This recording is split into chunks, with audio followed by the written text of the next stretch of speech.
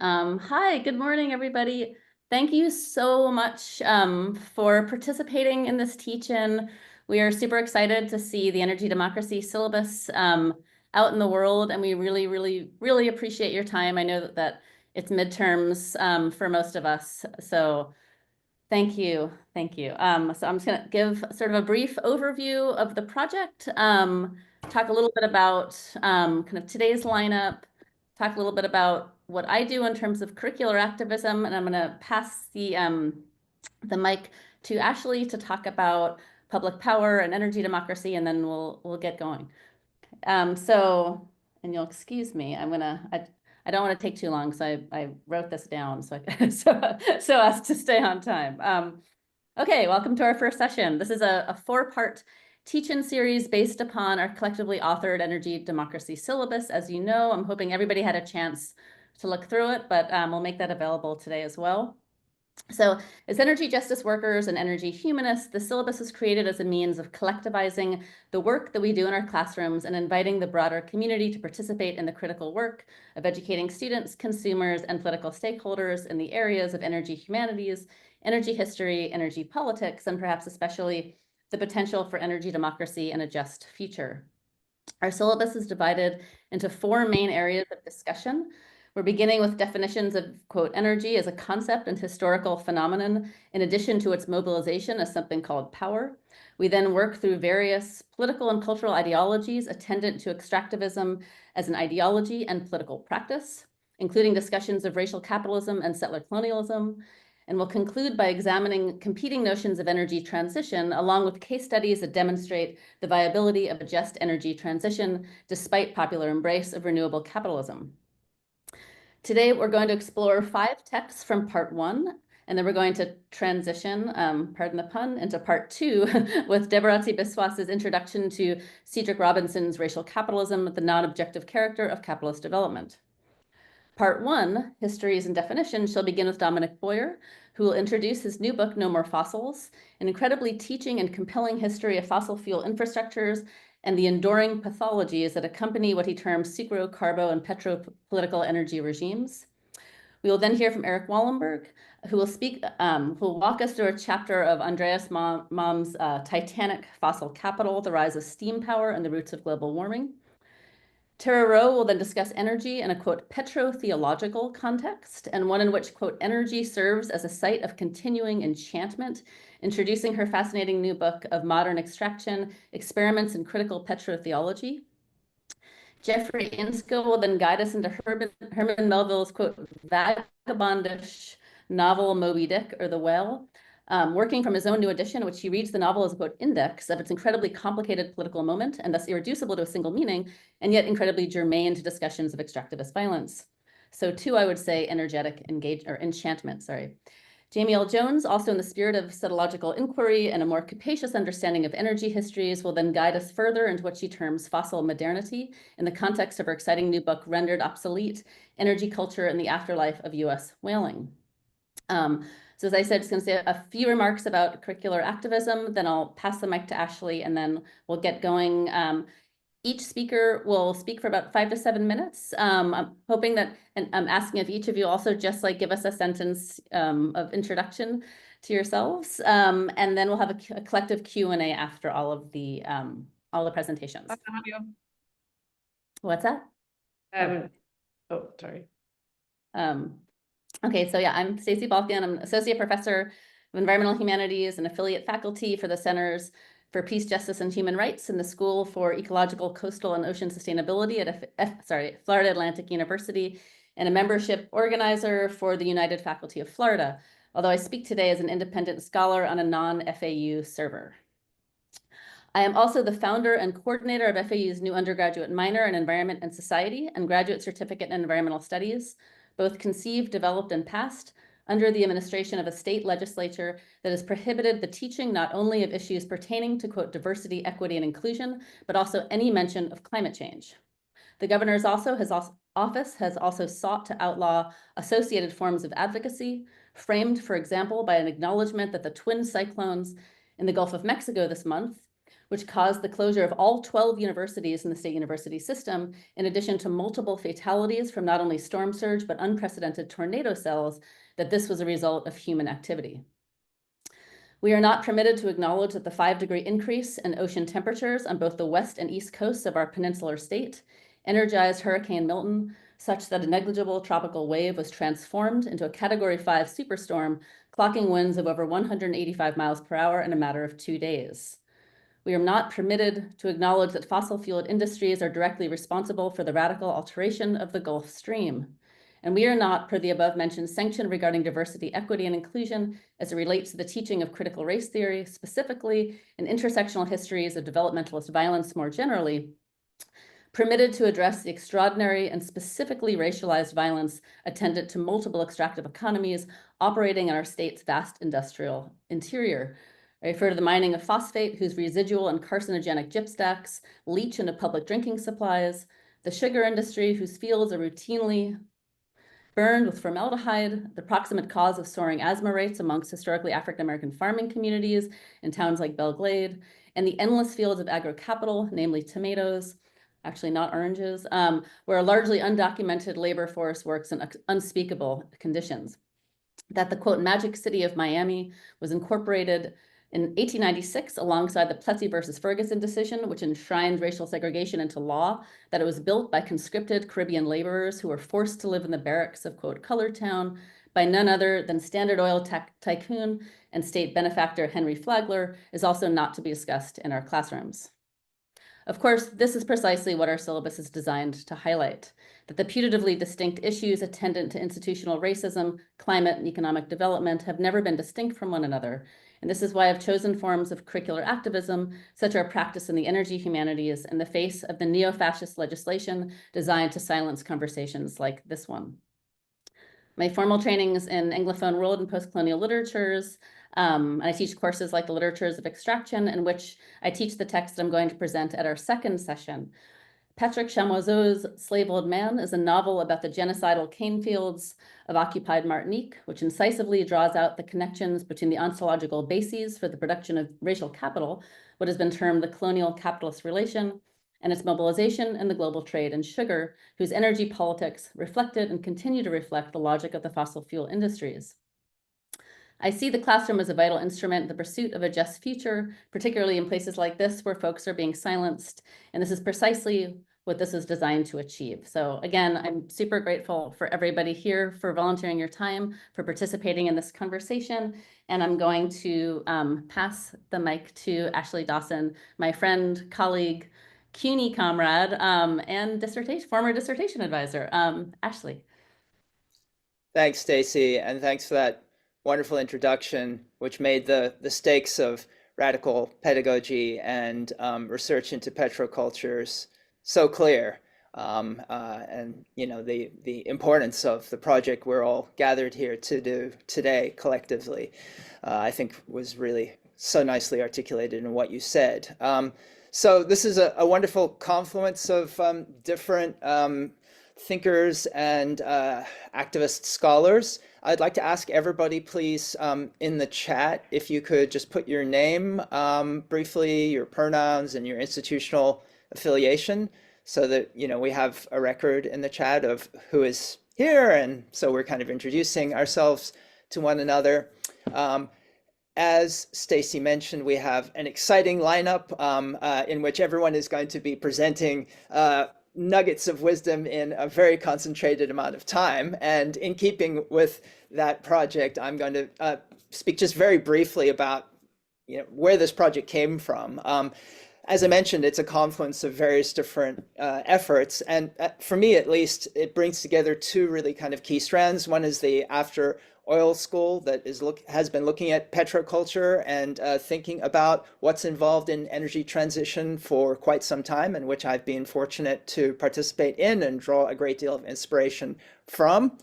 So that's one strand. And then for me, the other strand has been activist work with the public power campaign here in New York, which was formed about 5 years ago to fight for a genuinely democratic alternative to for-profit renewables, and which has had some success. In fact, about a year and a half ago, we managed to get a law passed in the New York State legislature mandating that our state public power authority, the New York Power Authority, be charged with building out renewables when the private sector is failing, which it turns out it is doing quite abysmally.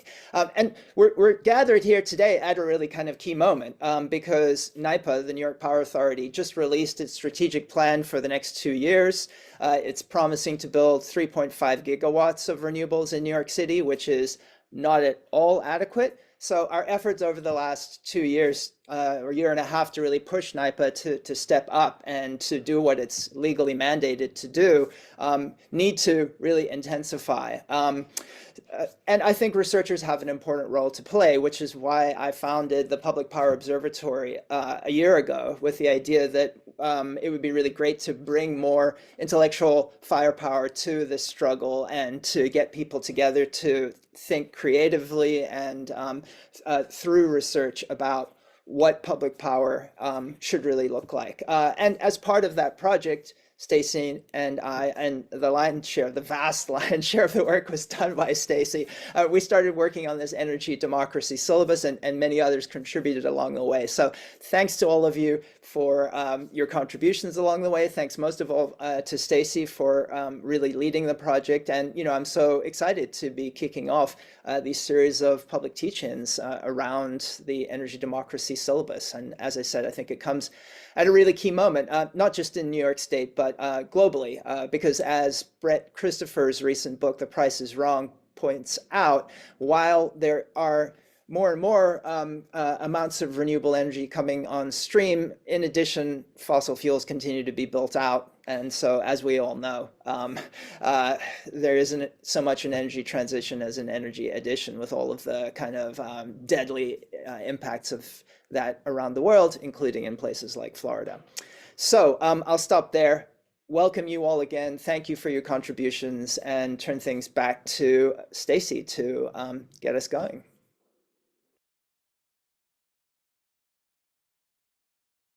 There we go. I wouldn't unmute myself. Okay, well, we're gonna start our presentations, and I think we're starting with Dominic Boyer, who's going to introduce his wonderful new book, No More Fossils. And I'm gonna ask if each of the speakers, if you'll just, kind of tell us again where you're from, introduce yourself just in a sentence or two, that would be really great. So Dominic Boyer, welcome. Dominic Boyer here, trained as a cultural anthropologist, increasingly identifying as an energy humanist. Can you guys see my screen?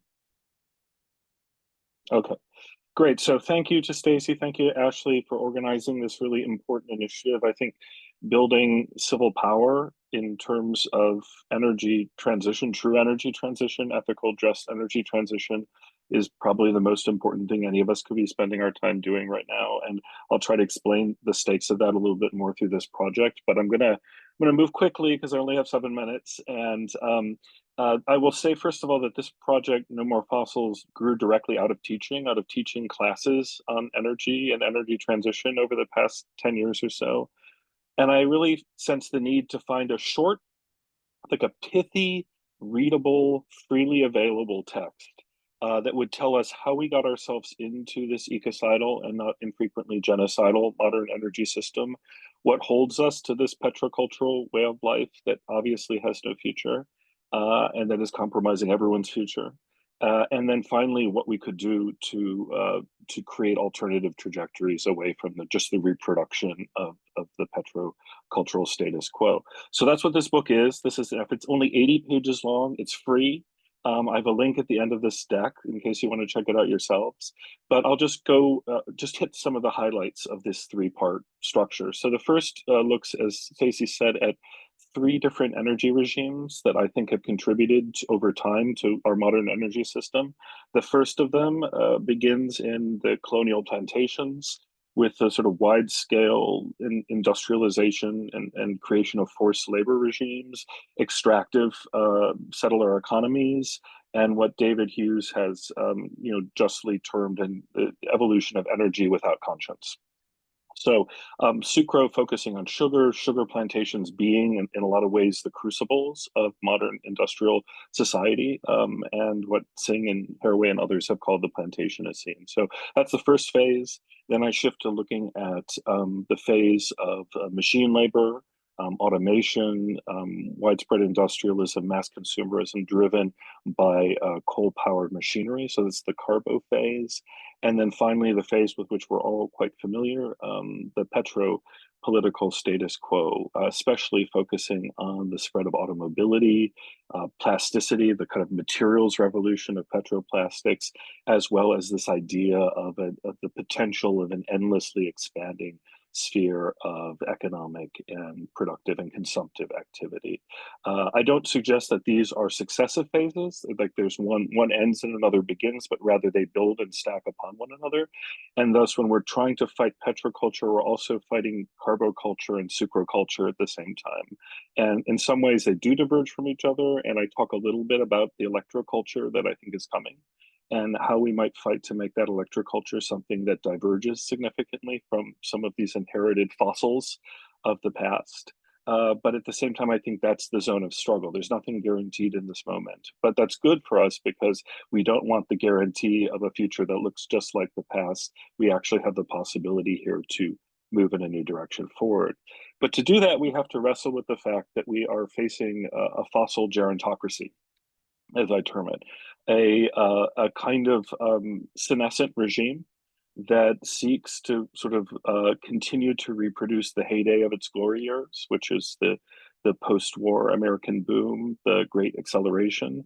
And there are many features of this gerontocracy. It's not simply a matter of old humans running the show, although that's part of the problem. Obviously, a lot of younger humans are being convinced to buy into a fossil future too. But the three aspects of it that I really try to draw attention to in the second part of the project are the petrostate, by which I mean not simply countries that sell a lot of oil, but rather the fact that all governance today is intimately wrapped up in both fossil energy as well as military power. The military political aspect of governance is oil fueled. And coal fueled to a great extent. And that's part of why it's so difficult to displace it, why it's so difficult to make energy transition into a real zone of political debate, is because of this fossilized infrastructure of the petrostate. I also think it's the thing that we all have to work as hard as we can to decompose, because if we don't get rid of the petrostate, it's going to be hard to make anything else happen. I also talk about petrohabits, and again, not just individual habits, which could be better or worse, but also the collective habits in the Bourdieusian sense that help to reproduce petroculture, and which sort of seek to bind us to what Andre Gortz, a now mostly forgotten, but somewhat Renaissance scholar of ecopolitics, had to call the poverty of affluence the treadmill effect, in which we're always seeking to generate sort of class hierarchy and conflict, but keeps us more or less in the same place, which is petroculture. And finally, petro-knowledge, which is something that's familiar to us in the forms of various statements on oil's futurity, but also I think increasingly surreal and misdirecting. And so I think petro-knowledge really is a kind of originary form of post-truth, as the fossil fuel industry, arguably the world's most powerful and wealthy industry, has moved away from fidelity to the truth. It's created a permission structure that's allowed all sorts of other actors to move away from truth too. And that, I think, explains a lot about the sort of hallucinatory character of our current politics. The third part and the final part of the book is called Revolutionary Infrastructure. And I focus here on what I think, what we all might invest in: decompositional politics, building civil power through initiatives like this one and many others to accelerate the decay of the petrostate, and releasing and redirecting the energies that are trapped in petroculture now towards the composition of better, more sustainable modernities.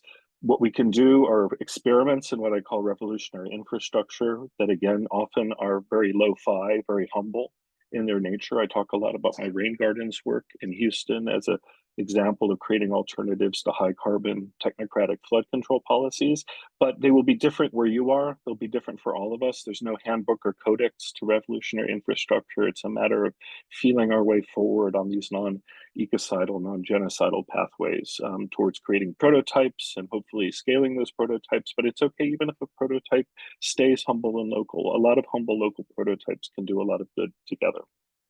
Finally, last slide here, the takeaway, and this is what I try to really emphasize to students.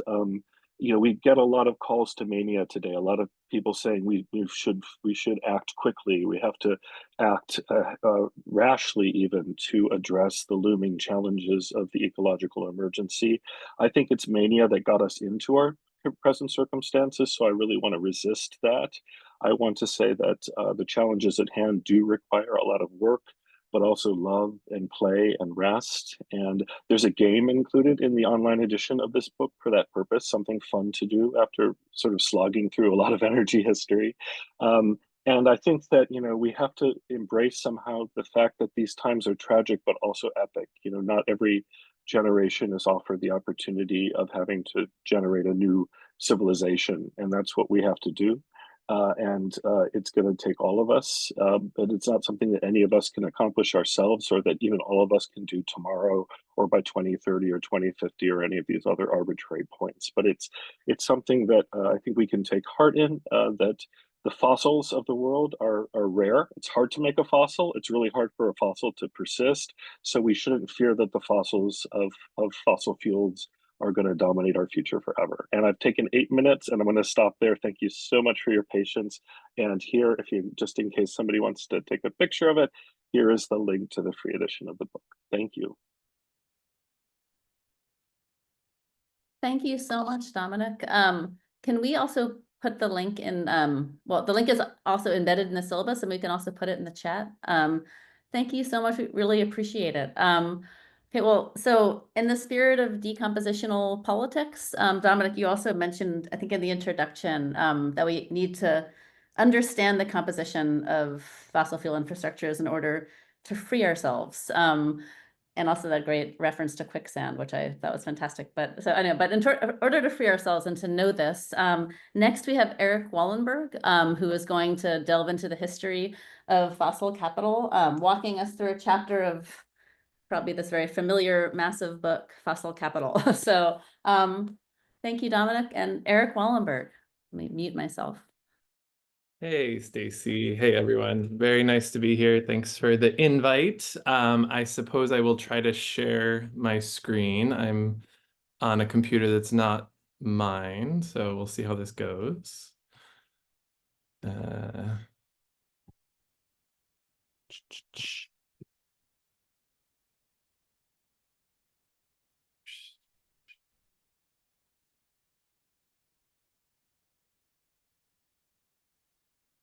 Okay, can people hear me? Can people see this? We hear? Okay. All right, so I will try to keep it to 7 minutes, Stacy.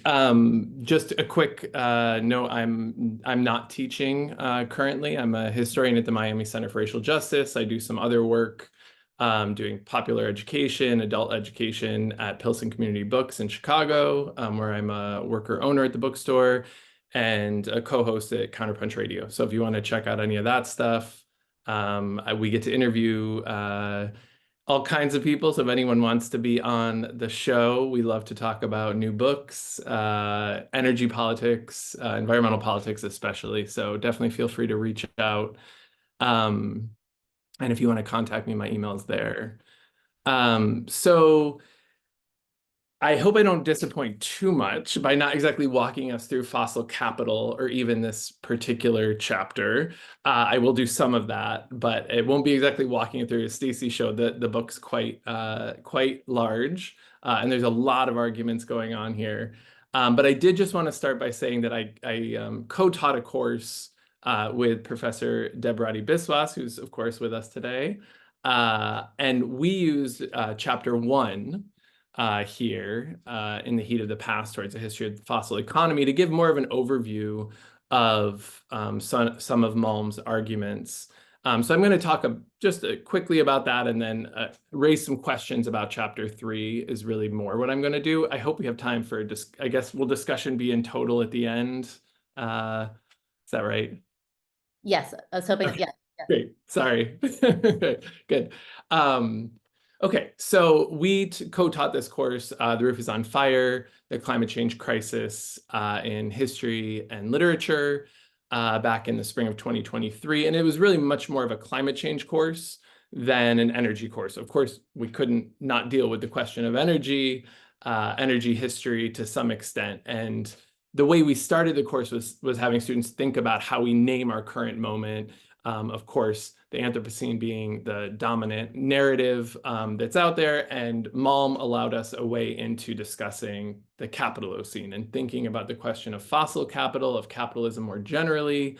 But of course, that's not enough. I know that Deborati will get to this at the very end, and I'm sure it looks like there'll be lots of discussion over these sessions around the other questions that I think really have to be attended to. That is questions of imperialism, colonialism, racism, things that Dominic raised in his presentation here. Of course, that this is one piece, the question of fossil capital, the question of fossil fuels, and how that's connected to some of these other questions.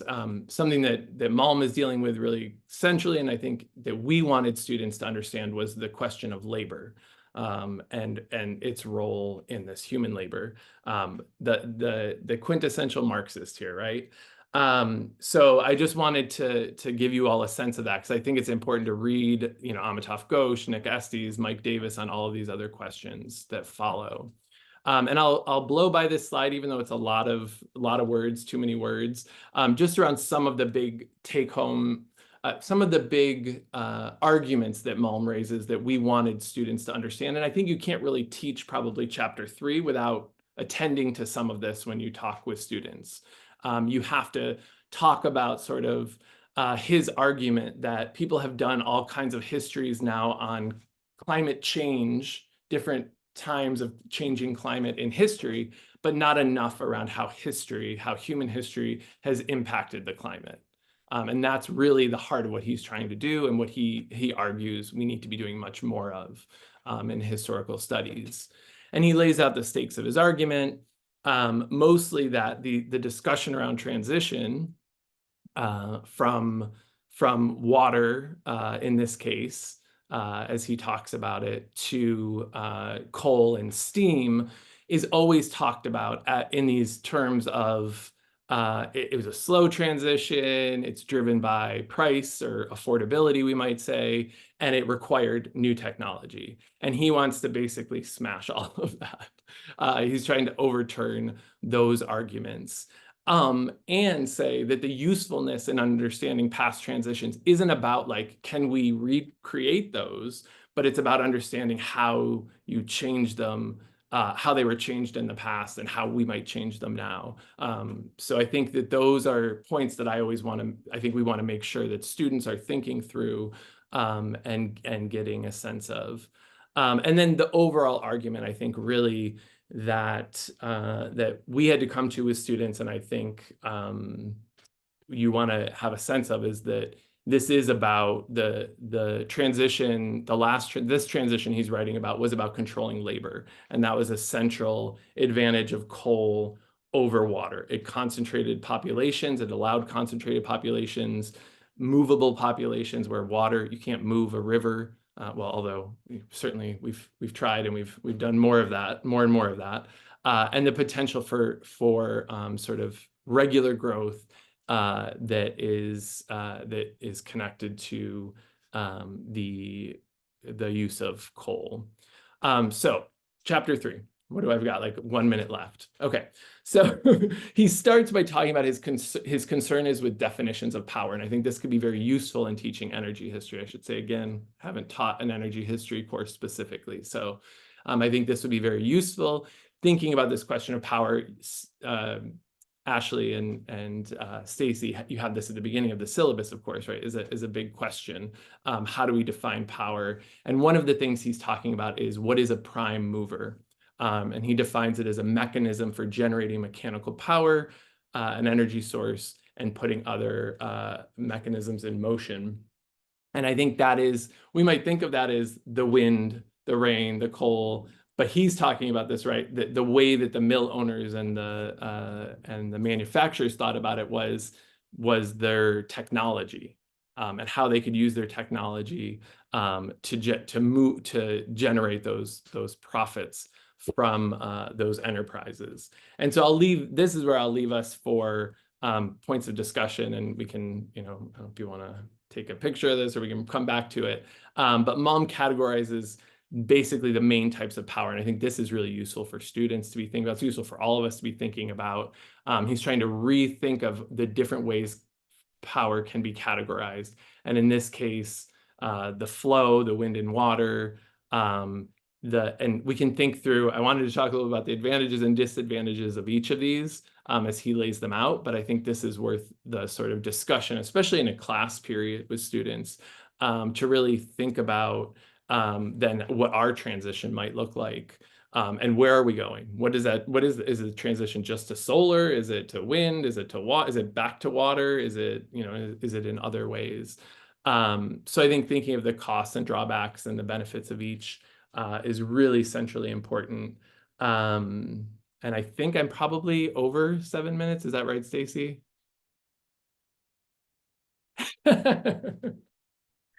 Okay, well, I'll leave it there. Okay. Thank you so much, Eric. That was fantastic. And we'll get to these questions. Yeah, thank you. Maybe we can, I quickly scribble them down so we can incorporate them into the Q&A afterward. Thank you. That was really great. And so, yeah, Mom has, offers this kind of magisterial history of fossil capital, and yet in some cases has been criticized for maybe focusing on that, what you call it, the one piece, to the exclusion of conversations around both racial capitalism and then maybe also questions around culture. And I was thinking that, or the ways in which we can so easily in our minds separate that one piece from the cultural mechanisms that invisibilize the sorts of racial capital that you and Debbie are also talking about in your class. So toward that end, we move to Tara Rowe, who is going to bring us into a conversation about how, cultural forms, specifically here, religious forms, help to invisibilize these inputs such that we can, in fact, distinguish or think, separately about, fossil capital, or that one piece, and also racial capital and so forth. Again, I'm talking too much, so go. Tara, thank you so much for being here. I'm going to mute myself.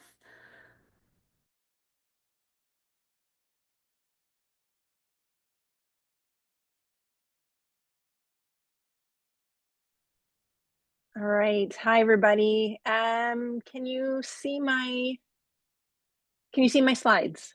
Okay, perfect. Thanks so much again to organizers. This is fantastic. I find it really life-giving, and especially in contexts like Florida and Texas, where I'm coming to you from. So I am Tara Shireen Rowe. I'm at the University of North Texas in the Philosophy and Religion Department. I teach, we have a unique department in that at the undergrad level, we have philosophy and religion students. I teach religion in the undergrad level. At the grad level, our grad students focus almost exclusively on environmental philosophy. So, so I teach philosophy to grad students. And the text I'd like to talk to you about today is the first chapter called Energy in my book of Modern Extraction.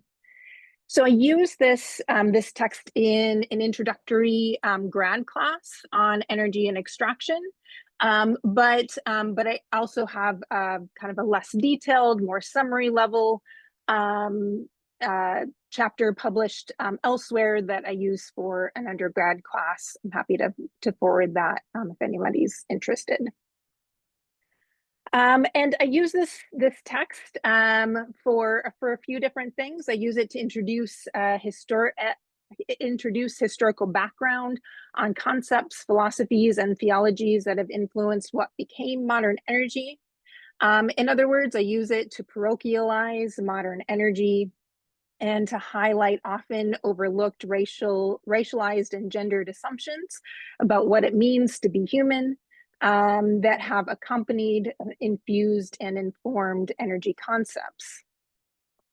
So as I said, I use this essay to encourage students to think critically about any sense that energy is a universal trans-historical phenomena.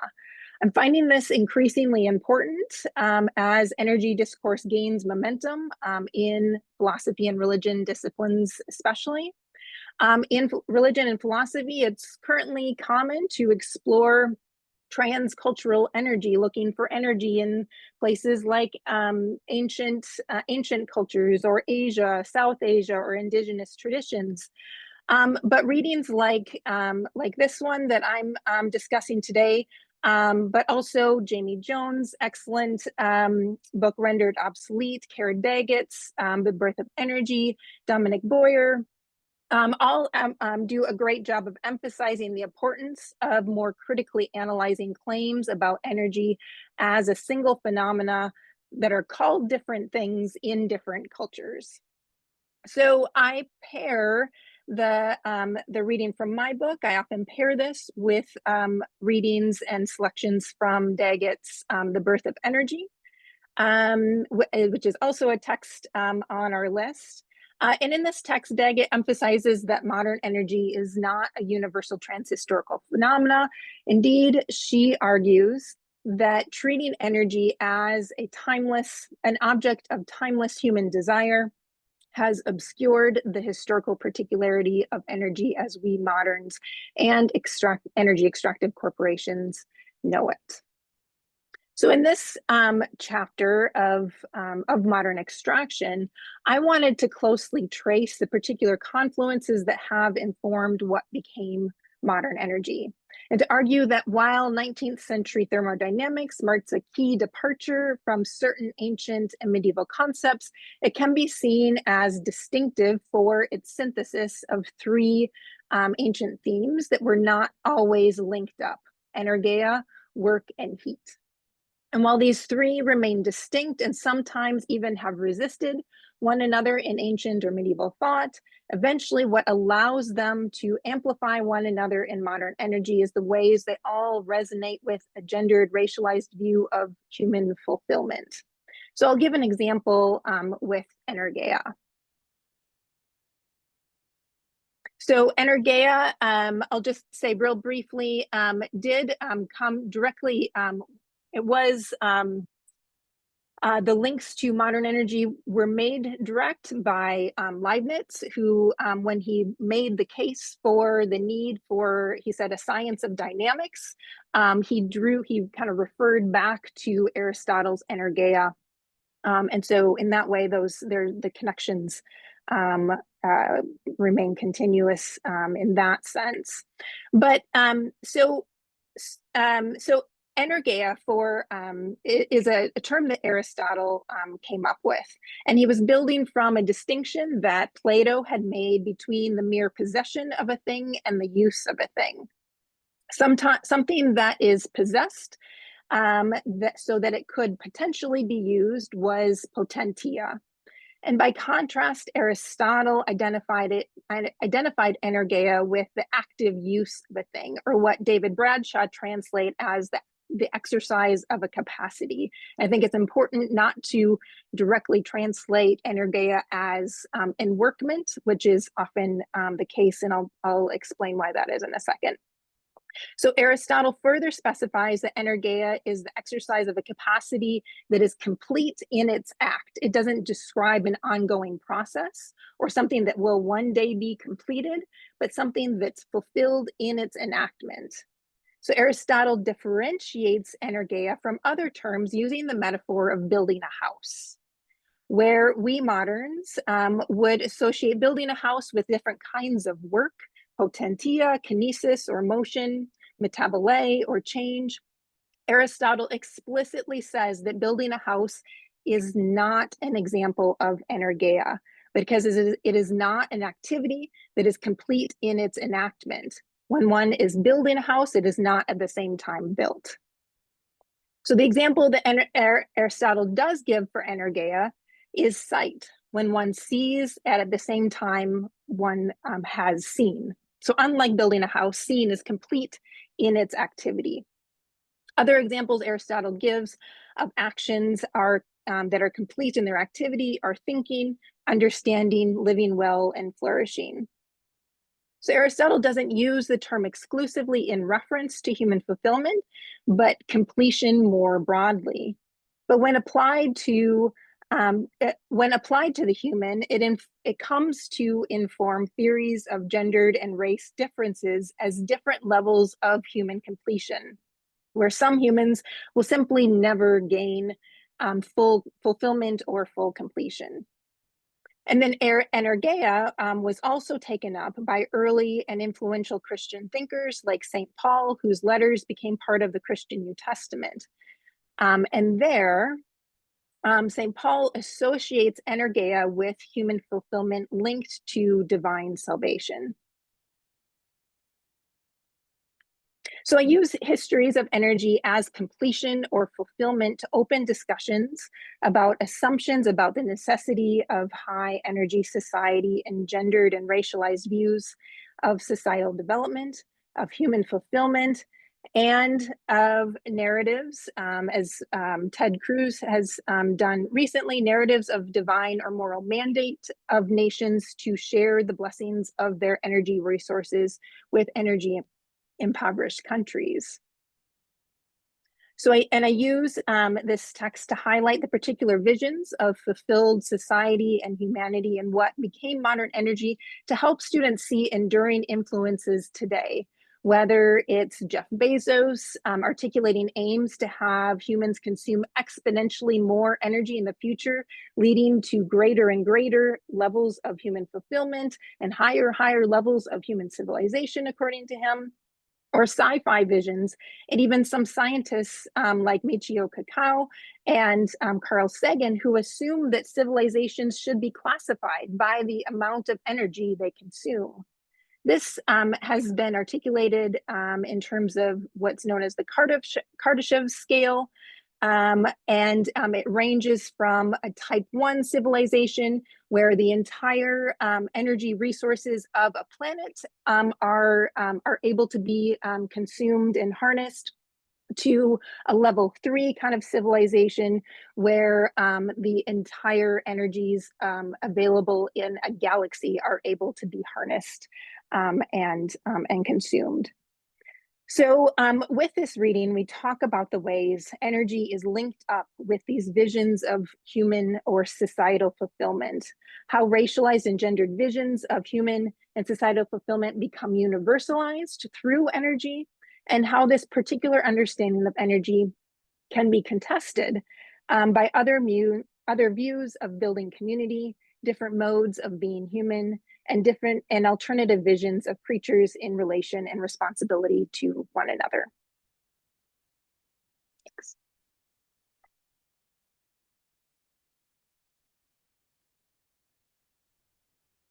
Thank you so much, Tara. That was fantastic.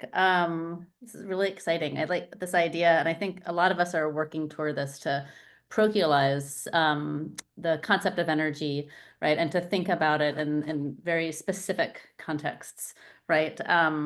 And so speaking of which, I'll just very quickly transition to Jeff Insko, who is thinking about energy in yet a different moment. But of course, we know that whale oil did not operate in the same way as petroleum, so a little bit differently. So without further ado, Jeff Insko on Moby Dick. Thank you. Thank you, Stacy. Let's see if I can successfully share my screen. Okay, does that work for everybody? Okay. Okay, thanks. Thanks, Stacy and Ashley, for putting this together. It's really a pleasure to be in collaboration and conversation with all of these great people, some of whom I've had occasion to work with before, and I'm glad to meet new people as well. I'm Jeff Insko. I'm from Oakland University in Michigan. I was trained as a scholar of 19th century American literature. I too, though, increasingly identify as an energy humanist, and I suppose I'm still kind of straddling these two worlds, but really this kind of turn to thinking about energy has transformed the way that I think about and teach Moby Dick. And so that's one of the things I'll talk a little bit about. I just want to talk about Moby Dick as an energy novel. And I should mention that, here is my new edition, which is available at your purveyor of choice, online or otherwise. Affordable, inexpensive, compact, unobtrusive footnotes. Thinking about Moby Dick as an energy novel really has kind of a long pedigree. It goes back to Lewis Mumford and Charles Olson in the first part of the 20th century, but it's mostly been a kind of minor strain. But those critics just noted that the whaling industry was in lots of ways a kind of precursor to the modern petroleum industry, even though, as Stacey points out, the analogy is a little bit imperfect since whale oil was not really used to power machinery.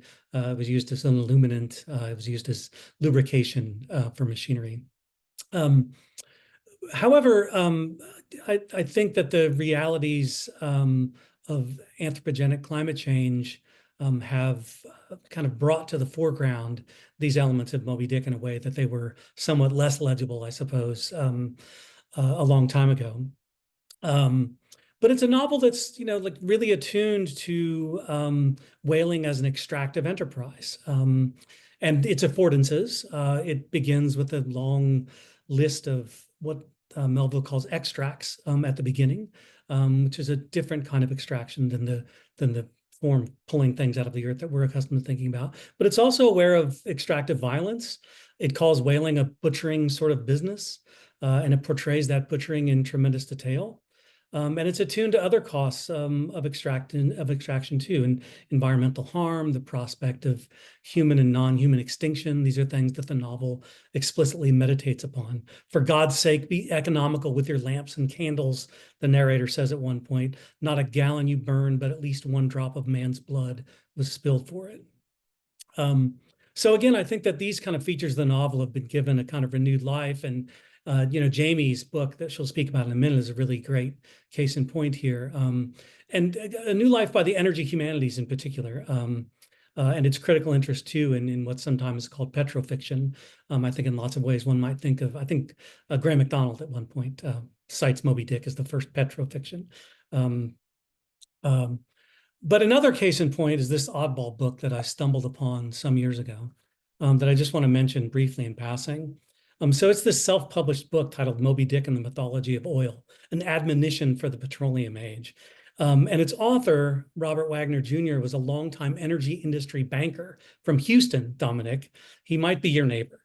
And in 2003, Wagner left the industry to pursue a PhD in mythological studies at the for-profit Pacifica Institute in Santa Barbara, California, where he wrote a dissertation that became Moby Dick and the Mythology of Oil. And I mean, like, it's not a good book. It's not a good work of scholarship, but it's quite interesting, and it's interesting insofar as it raises some questions that I think we're grappling with here and more broadly across the globe right now. So it focuses on whale as a commercial enterprise, what he calls a business of sourcing energy supplies that's underwritten by Ahab's drive to dominate the powers of nature. And Wagner wants to show that, quote, the mythos of the whaling era was carried into and developed within the petroleum age. So he's thinking about the novel, or trying to think about the novel as what we might think of as a novel that's really about energy transition, and what are the continuities between the the shift from whale oil to petroleum and the kinds of transitions to renewable energy sources that we're thinking about today.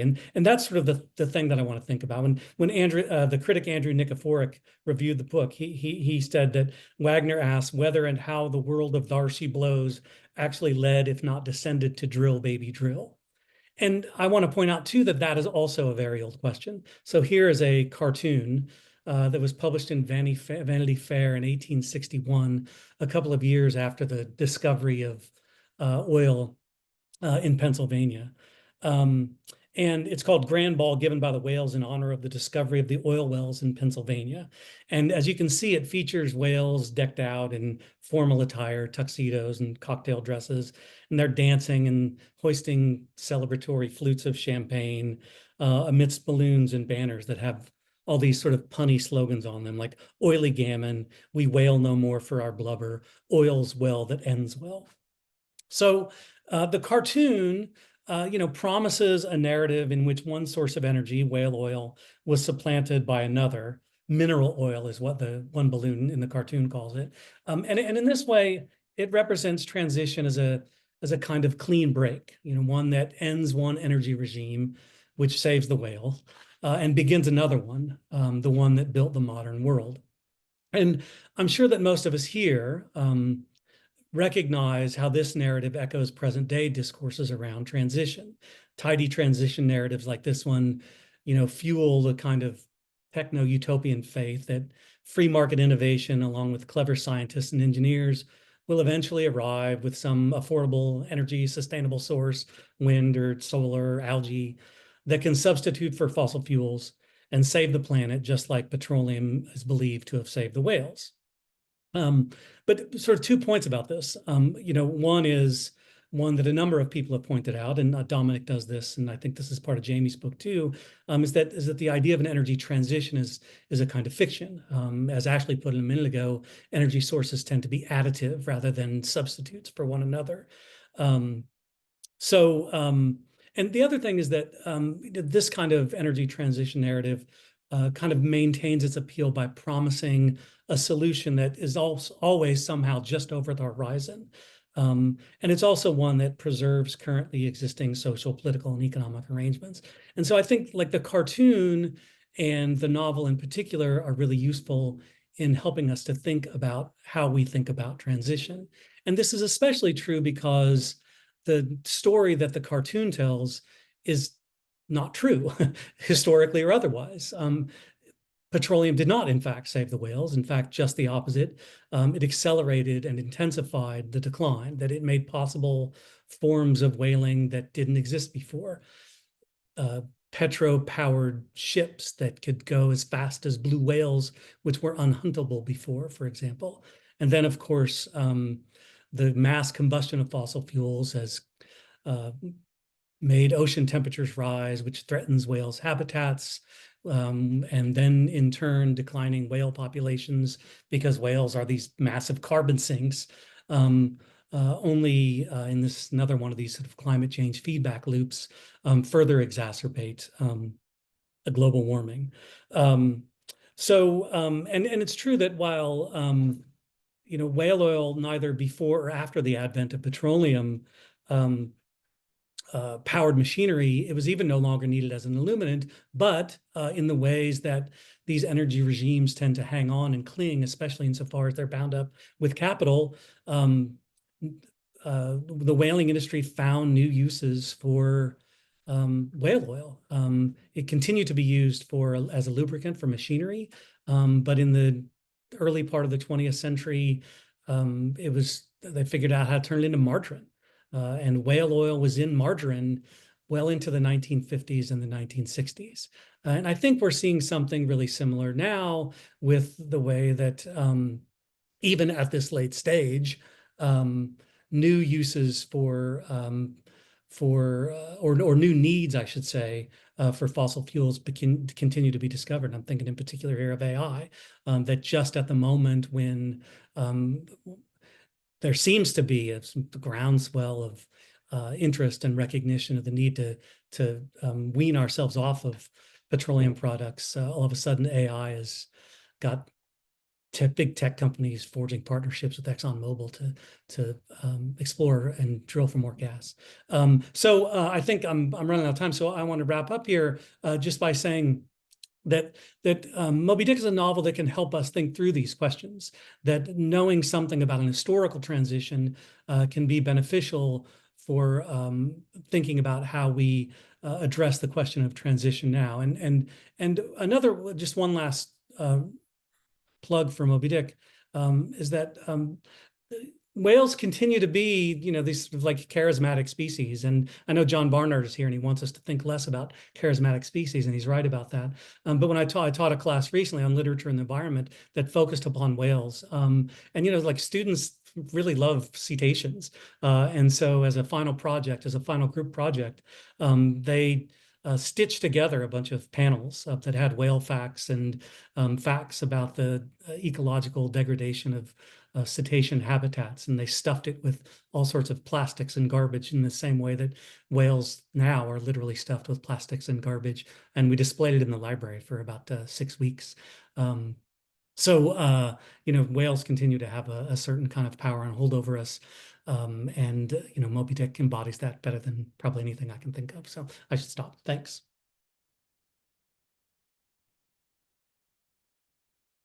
Thank you so much, Jeff. That was fantastic. And your students' project is so wonderful. I want to hear more about that. I love the idea of thinking of Moby Dick as the first petrofiction. And I also love that cartoon, right, as a means of debunking the notion of transition as this kind of clean break, right? And so with that, we're going to move to Jamie Jones, who will sort of further expand upon the myth that is quote, clean transition, and think about fossil modernity and more whales. Jamie.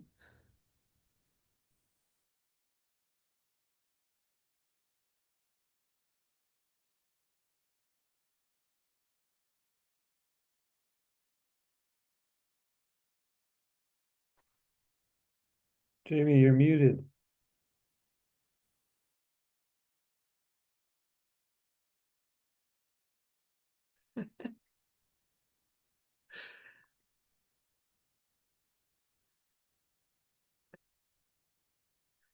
All right. Can you hear me and see my slides now? Thanks. I'm Jamie Jones. I teach in the English department at the University of Illinois at Urbana-Champaign. Hugely honored to be here for this, I think someone said life-giving conversation. That's quite right. Enormous thanks to Stacy and Ashley for getting us organized.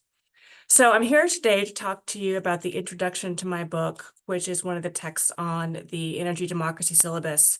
And I'm going to be talking today about a very particular form and instantiation of the whaling industry. I'm not talking about industrial whaling for meat, which, as Jeff so I think importantly noted, really accelerated in the 20th century. I'm not talking about indigenous whaling practices, which are sustainable, predicated on an entirely different set of social relations among humans and whales. I'm talking today about the U.S. whale oil industry, which was carried out in the 19th century to provide whale oil, which was an important ingredient of urbanization, providing artificial lighting in public and private spaces, industrialization as a form of lighting to keep those factories running for longer hours, industrialization also because whale oil lubricated factory machines. You can think of whale oil like cotton as an ingredient that knit together the slave economy of the South with the industrial economy of the North in the 19th century.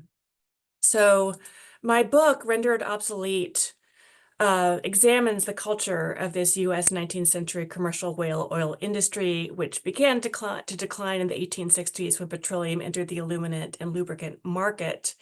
That moment that the cartoon of the dancing whales so aptly illustrates, even as it kind of fictionalizes transition. My book argues that obsolescing whale oil industry shaped emerging fossil fueled energy regimes, that whaling culture was one of the places where Americans worked out the meaning of fossil fueled life. I'm up to the same kind of work that Tara is in provincializing energy, and also into demonstrating the idea that transition is a fiction. And who better to analyze fictions than those of us who had some training in literary studies? I think there is a kind of lesson for understanding and fictionalizing, or understanding the fiction of energy transition in the material that I pulled together in my book, which is that old energy infrastructures, laborers, narratives do not disappear. New energy regimes are built on the bones of the old ones. So what are the cultural objects I examine in order to arrive at this? I'm going to move through this fairly quickly. I think about literature, especially Melville's Moby Dick, and I owe very much my conversations with fellow Moby Dick scholars like Jeff Insko, like John Barnard here in the room as well.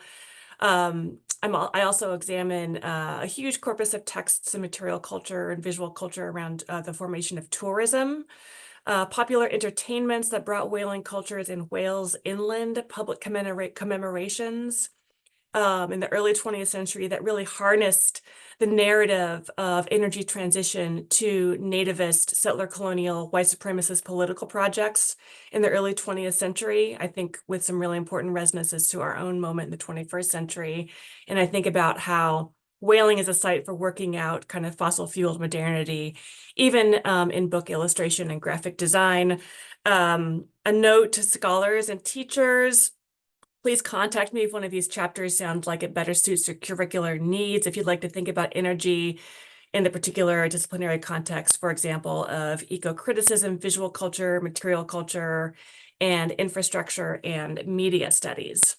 So this book kind of proceeds from a problem that I had in thinking about whaling, which is that energy is anachronistic to the 19th century world of US commercial whaling. And I depend, as so many others do, on the work of Karen New Daggett, who really demonstrates very powerfully that this concept, this ruling idea, this word energy, as we're using it here in the room today, really emerged in the 19th century after and through the advent of steam power and thermodynamic science. At first, it was a word for poets. In Daggett's phrase, used to describe a kind of ephemeral spiritual force, and after, energy came to mean the physical force that does work and the fuel sources that make work possible. So where does whaling fit in here? How does whaling fit in here? Whale oil is not energy, but whale oil is constituent to helping us understand how we developed extraction practices and this concept of energy. And so I've deployed energy as a method in my book rather than as an object of study. And I really want to think about this book and this introduction as an invitation to students, scholars, activists, folks in the community to rethink and to better understand the contingency of energy and to join in the project of provincializing this concept. Think about energy as a method, a way of telling the history of energy from the point of view of our current conceptual tools in order to find other ways of understanding energy. And so I think that what we want to think about is what happens when we try to unhitch our imagination of energy from the fossil fuels that kind of determined the concept in the 19th century. Unhitching our imagination of energy from fossil fuels, I think, is necessary as we confront climate crisis. And so my introduction might be useful in helping you and your students into a form and a practice of energy archaeology yourselves. It's not just scholars like us here who are practicing energy archaeology, people who are living through and participating in the development of energy resources and changing ideas about what energy is and can does are also energy archaeologists. Melville is an energy archaeologist. So what does it mean when you practice energy archaeology? It's a practice of attention. Attend to the meaning of the word energy in literary texts, all kinds of texts, legal documents. Attend to the way energy resources, these sort of material substances, are described and understood. Attend to the relationship between this concept of energy and other concepts like, of course, work, labor. That's a kind of an area of energy studies that is being well developed. But what about leisure, the environment, climate, family, love? And then what concepts, material resources, ethical questions, political discourses get attached to energy, resources, and infrastructures? I think one of the interesting case studies that I'm thinking about right now is the kind of uncanny return of whales and whaling in discourses around offshore wind energy in the Northeast. Even Trump is going around expressing the species concern for the whales who might be harmed in the construction of offshore wind farms. A very strange kind of return of the kind of charismatic animal in service of attacking a wind resource. But I think most of all, energy archaeology asks us to consider what energy has been and what energy might be when the concept is not bound up with fossil fuels. So I hope energy archaeology is available to those of you who are interested in thinking about energy before mass fossil fuel extraction and ideally after. I'll leave there. Please note my email address and do be in touch if I can help you think further about how to use this work or any of the text in it to teach your classes. And thanks again.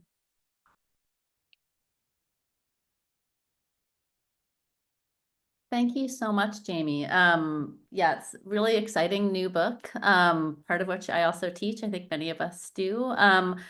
Also, thank you for kind of continuing this conversation about the degree to which we need to work on both parochializing kind of petromodernity and also debunking the myth of this sort of tidy transition, right? And you used a sentence that I think will function as a really productive pivot into the next section on racial capitalism, which is to say the second unit of the syllabus that Deborati will be talking about. You said new energy regimes are built on the bones of the old ones.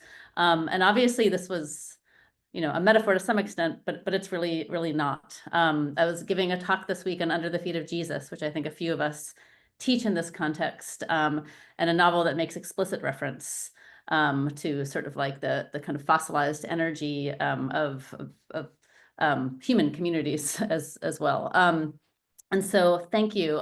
With that, we're going to transition to Deborati Viswas, who is going to share the first work.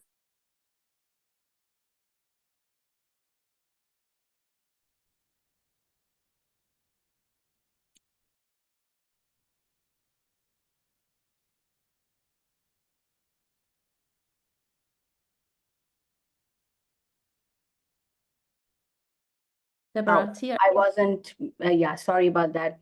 I said this was, thank you. I'm so glad to be here because this is such an important and energizing conversation.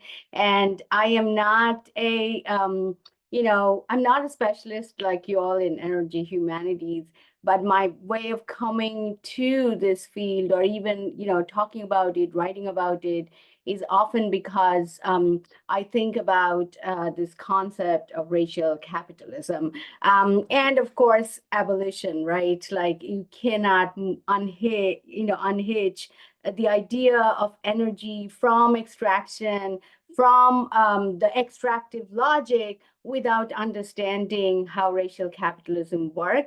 And so, without understanding racial capitalism, there isn't no abolition, right? So very quickly, I am assistant professor at City Tech CUNY of African American Studies.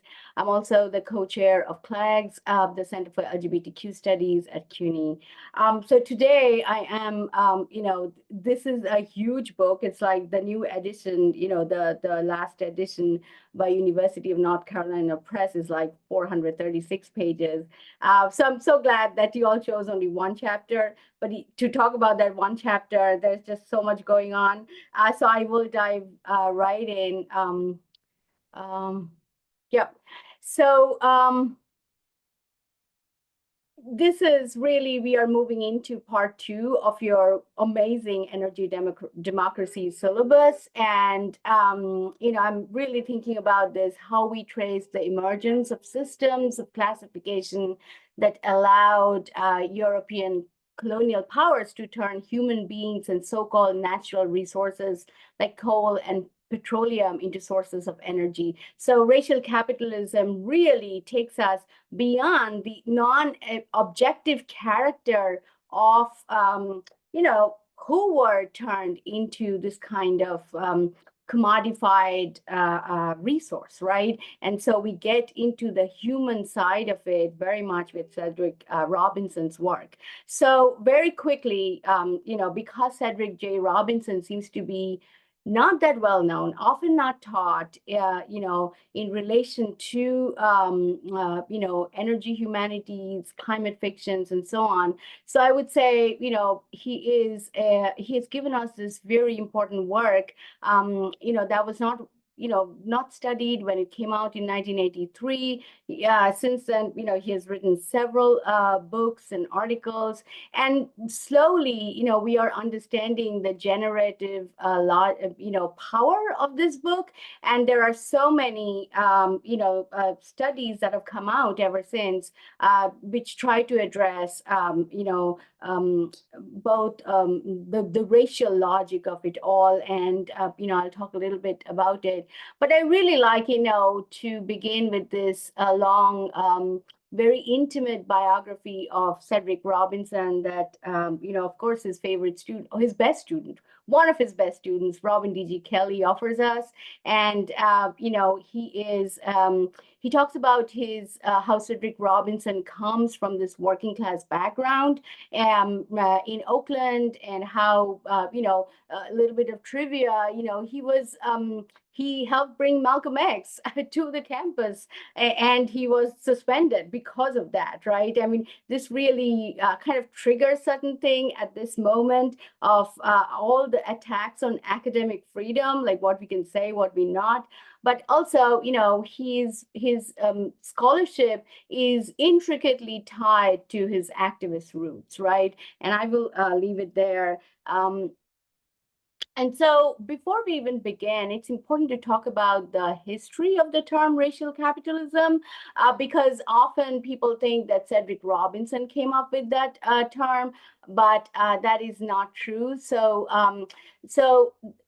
and this is a quote from Black Agenda Report editors. What they wrote is that the racial capitalism, this phrase first emerged in the context of the anti-apartheid and South African liberation struggles in the 1970s. And among the most important figures, there was Neville Alexander. So many people have written about it, talked about it, and Cedric Robinson was very much, immersed in that conversation when he was in Europe and so on. And that's from where he gets the idea.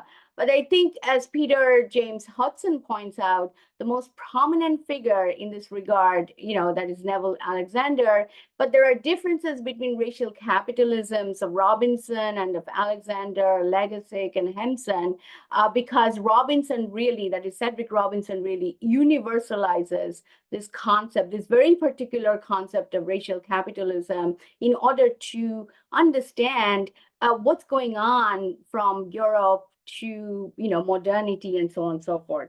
So I am thankfully only talking about one chapter from part one. It is the non-objective character. So here it is.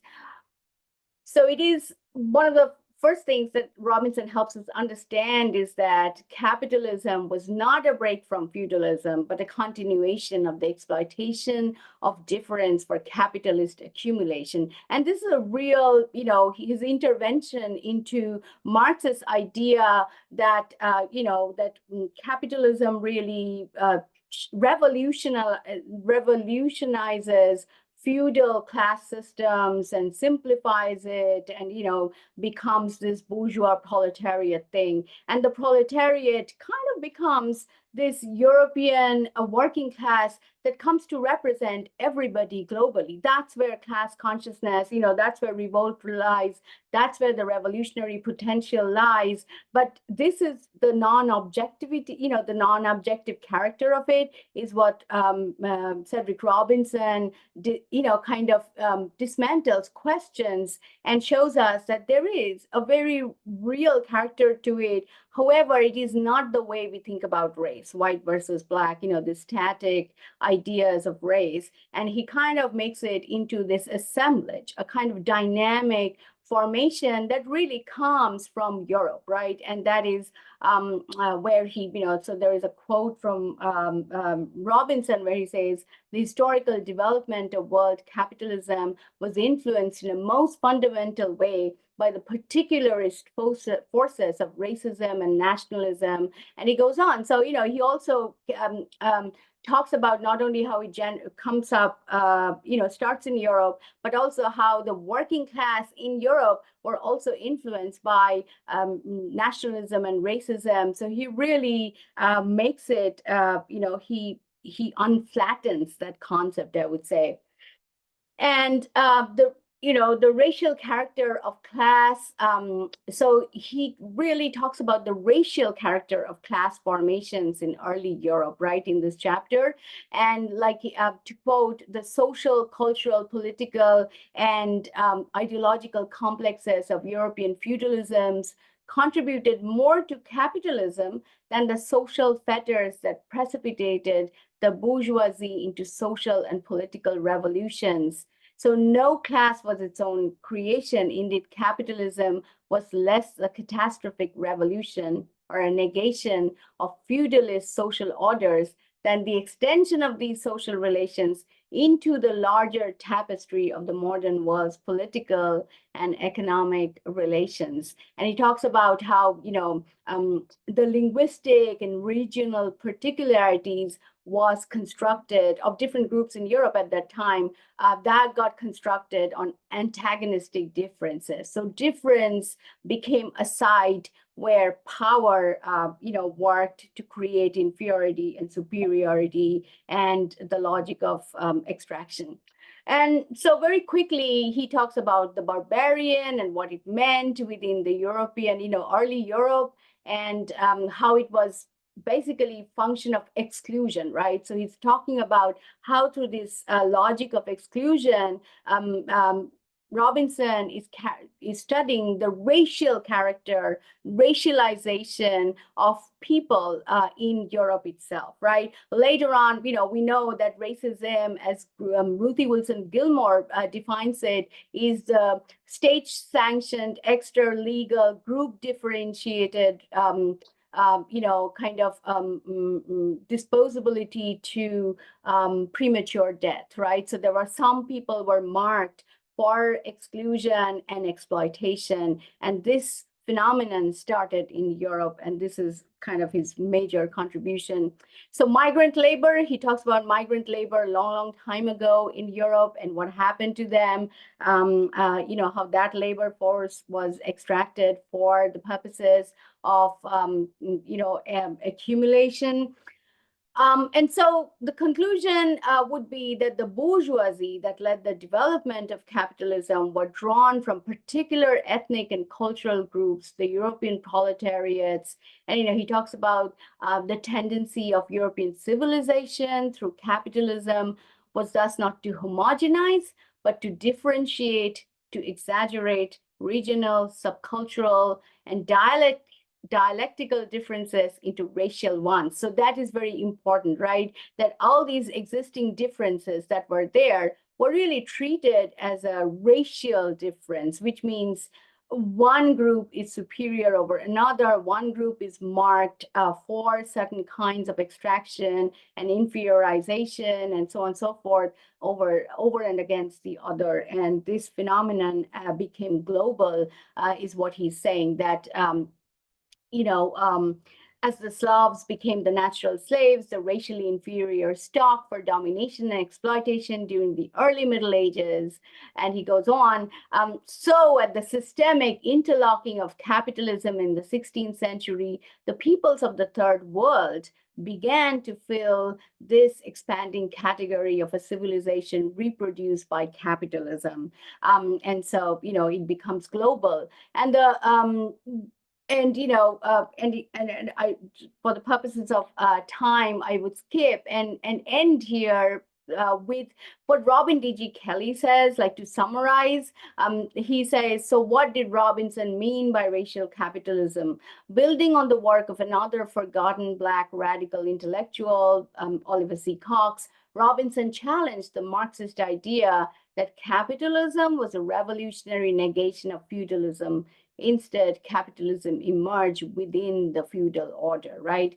Capitalism was racial, not because of some conspiracy to divide workers, justify slavery or dispossession, but because racialism had already permeated Western feudal society. So it was made global. That is why there are very important works that kind of talk about one book that I'm particularly thinking about, and I'll sort of will end our discussion there, is this book, Colonial Racial Capitalism, by Susan Koshy and Lisa Marie Kako and et al., who talk about how this became a global phenomenon, like racial capitalism becomes a global phenomenon that allows for this kind of continuation of extraction, whether it's energy as extractive logic, whether it is labor. Of course, it's very intricately tied, but there is definitely a racial character to it. And that is, unless we understand that, we cannot, make a different kind of world, right? That is where the abolitionist idea goes. So, yep, thank you. I'm sorry, maybe I went over time, sorry. Thank you so much, Debarati. That was a really wonderful injunction to us to think fossil capital and racial capitalism together.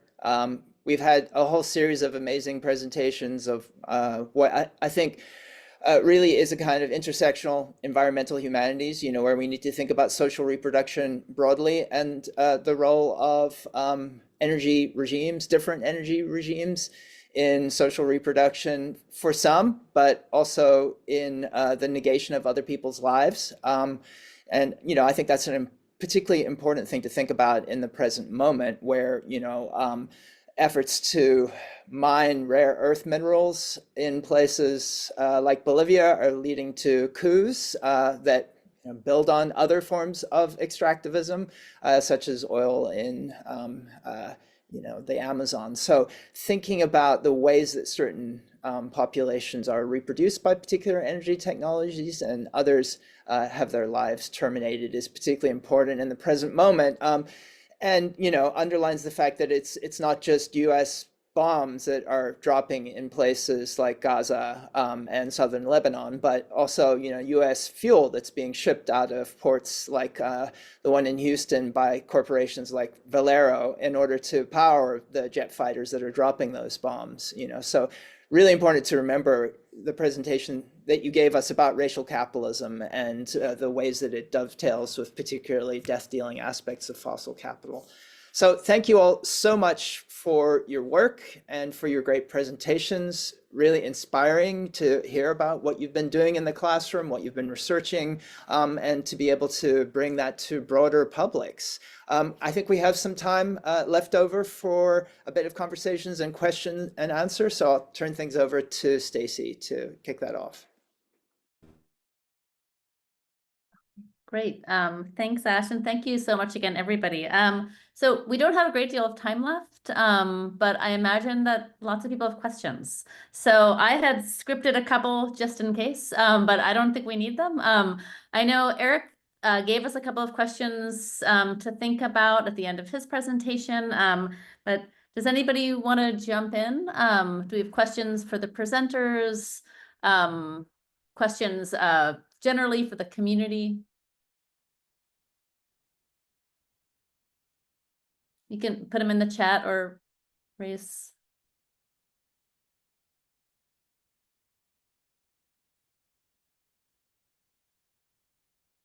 No? Okay. Well, I can I can start. I had a kind of a general one that I could start with. Unless I'm missing any in the chat. Am I missing any? I don't think so. Not yet. Okay. Well, this is kind of a mouthful, but I was thinking about all of your works together and kind of what a lot of folks in this room are doing as teachers and practitioners, right? Which is to say, provincializing energy, thinking about energy histories, and thinking about the degree to which we can, in fact, get unstuck from apparently the not so quicksand that we're perceiving as quicksand, to keep using that, that metaphor. So I was rereading Ivan Ilyich's Energy and Equity this morning, which I love to teach. And so in it, he remarks, and I'm just going to quote him here, says, the energy crisis cannot be overwhelmed by more energy inputs. It can only be dissolved, along with the illusion that well-being depends on the number of energy slaves a man has at his command. He also remarked that the crisis was an illusion manufactured in the interest of sustaining global dependency on fossil fuels. Hence, our contention that energy democracy is only possible in the absence of extractivist violence and energy slavery.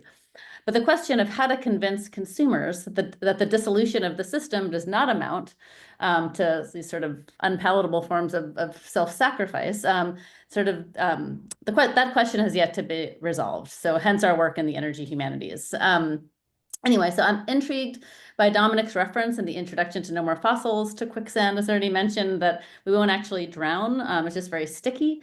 So my question then is, what sorts of tools do we have at our disposal? And I guess that's as teachers and practitioners, what sorts of tools do we have at our disposal for getting unstuck? Particularly in light of arguments like Tara's regarding the sedimentation of that dependence, which is, say, dependence on fossil capital or petro specifically, through the tendrils of not only broadly cultural, but specifically religious associations with fossil fuels. So essentially, how in sort of the overwhelming, how in the sort of overwhelming face of petroculture do we get unstuck from our dependencies? And I should probably also kind of apologize to Andreas Malm. What I meant earlier was that that book itself received some critique for kind of only thinking about that one piece. But I think a lot of us here in the humanities understand that that one piece, right, often gets separate because of the invisibilizing infrastructures, you know, both material and cultural. So I guess, yeah, my big massive question is sort of like, yeah, what tools do we have to kind of get unstuck from the quicksand of petroculture and actually see ourselves in this kind of zone of possibility? So, kind of a big question, but I'll throw it out there and mute myself. I might just jump in. I don't know if that's okay or not, but Stacey, I'll be really quick.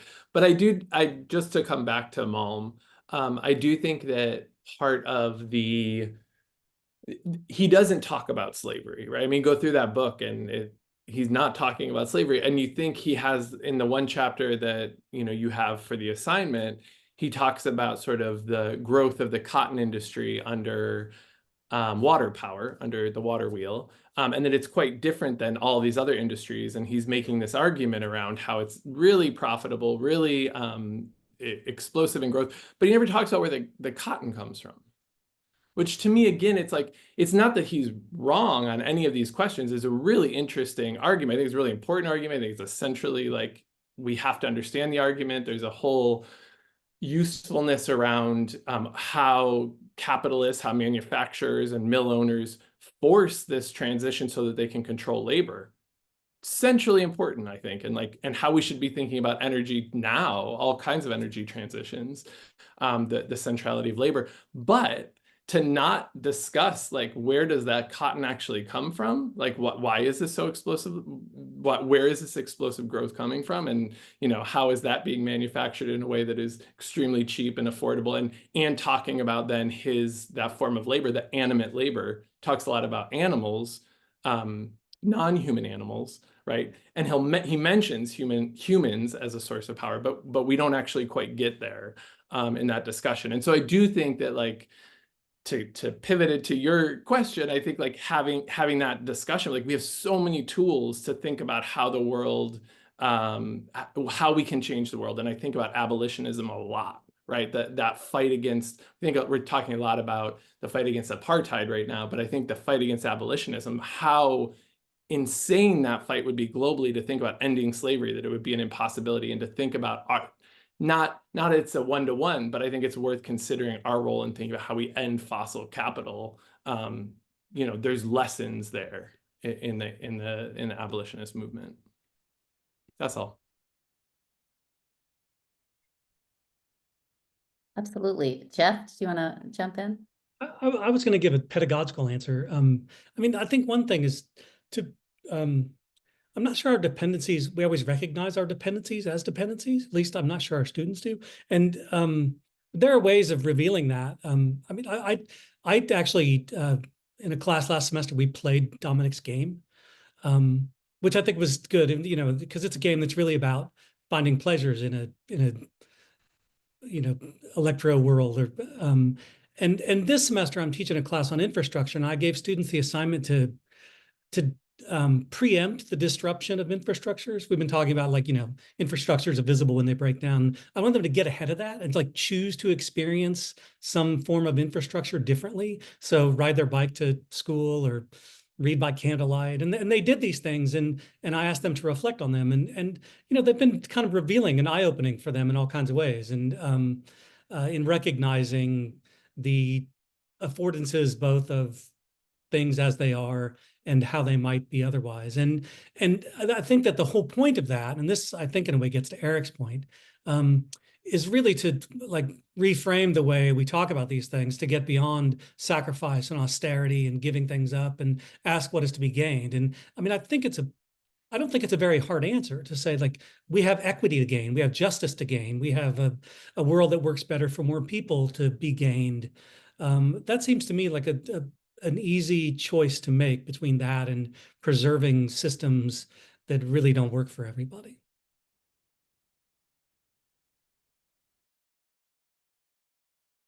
No, I love the idea of reminding people that we have a great deal to gain from discarding this system. Tara, you had your hand up, and I think we have time for one more question after this. Sorry. Yeah, so thanks for the question or the prompt, Stacy. I think it's something that I think about a lot, and I don't know that I have a completely satisfying answer, but I do think that I myself sometimes overlook the fact that I think many of our students, just the very basic step of identifying that there is a stuckness and there is a narrative that they have been told, and that that narrative could and should be read differently, is a really important move, and something that I think that that petroculture studies from the beginning has emphasized so well, is that we have not seen oil, right? And so I think just helping our students see oil, see that narrative. In Texas, I'm on sabbatical this semester, and so I've gone to some museums and here in Texas, and there's just these there's definitely a narrative that our students from a very young age are told about oil and what it is and what it does. And I was just in New Braunfels in Texas this past weekend, and we went to a used book sale, and I found this whole selection of kids' books on fossil fuels, on petroleum, on energy, right? And so I just grabbed them all up.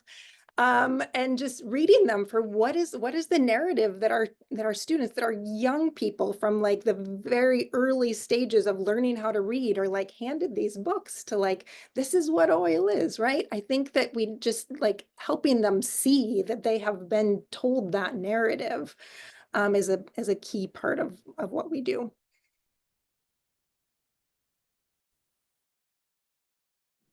Absolutely. I feel like we keep kind of all coming back to sort of the need to provincialize or parochialize, right?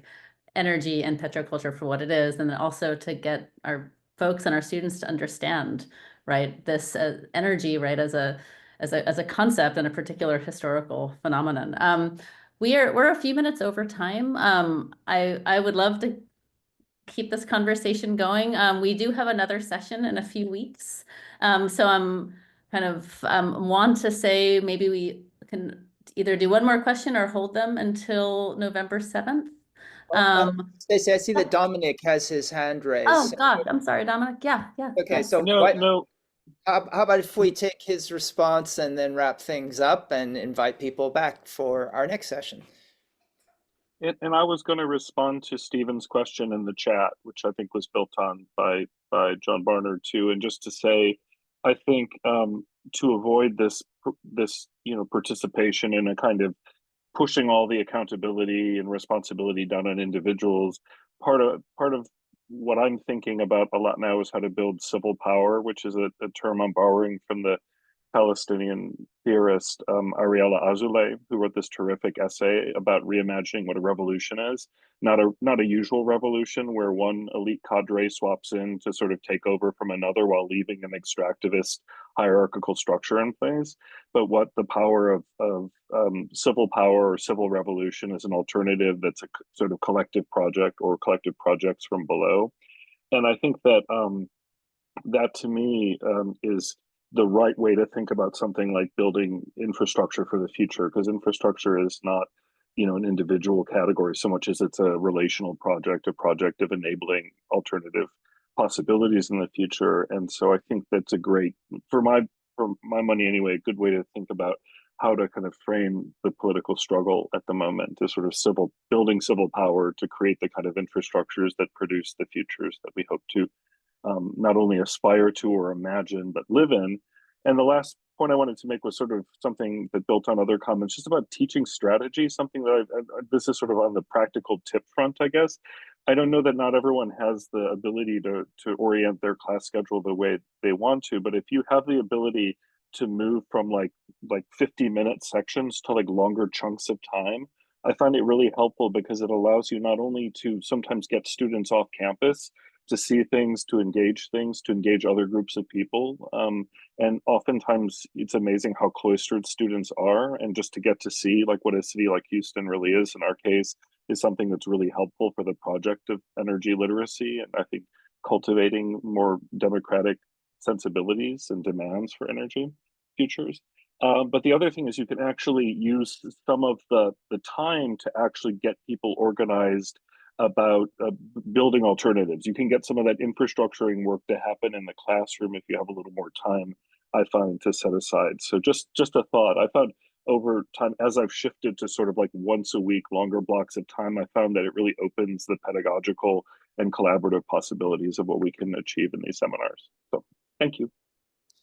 Thanks so much, Dominique. And, we've talked a lot about energy and its genealogies together today. I really appreciate you ending us on the note of different meanings of power and the ways in which we could think about civil power or, dual power as a project of building not just other kinds of energy infrastructures, but yes, popular power that can help us open up radical futures. So it's a wonderful note to end on. Thank you, everyone, for your contributions. Really appreciate you all. And I'll turn things over to Stacey to wrap us up. Yeah, thank you so much, everybody. That was really fantastic. And yeah, a great note to end on, or I should say to end the session on. So we're going to continue the conversation on November 7th, same time, same place, with the second unit of the energy democracy syllabus, starting off with racial capitalism and extractivism.